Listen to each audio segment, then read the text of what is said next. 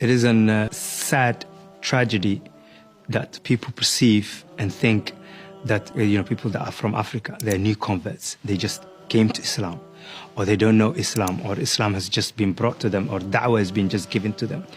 Whereas we know for a fact that the Prophet ﷺ sent his companions to Africa before he sent them anywhere else.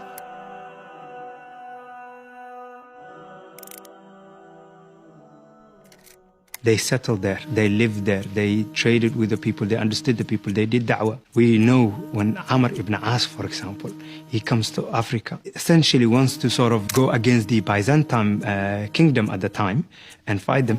He cannot do that. He needs to tap into resources that are local. And the resources that are local are the people that live there, the Qibt or the Coptic people that live there.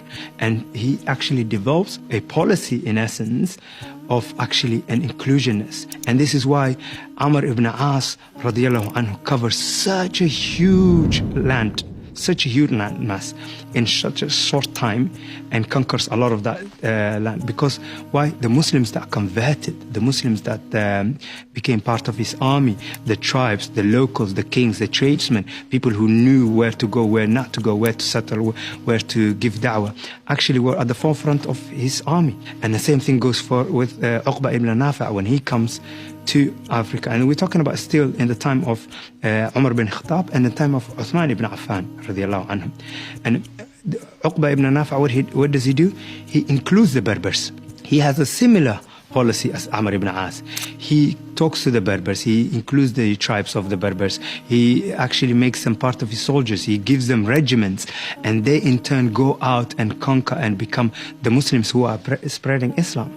And again, once more, we see the dynamic that Islam again spreads through the Maghrib very fast, unnaturally fast.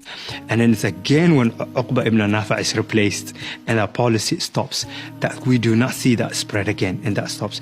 And so we know from historical anecdotes, if we just want to say the dry history accounts, in essence, that when Islam has arrived in Africa way before anywhere else in the Hijaz, beyond Mecca, in essence, and when it arrives with the army of the companions and it spreads, it's through the means of Africans embracing Islam, taking it and the ownership of Islam and spreading it and giving it da'wah. And it's a really a misconception, and it's a denigration of Islam itself as well, to talk about always and see Muslims from the continent as some sort of a newcomers.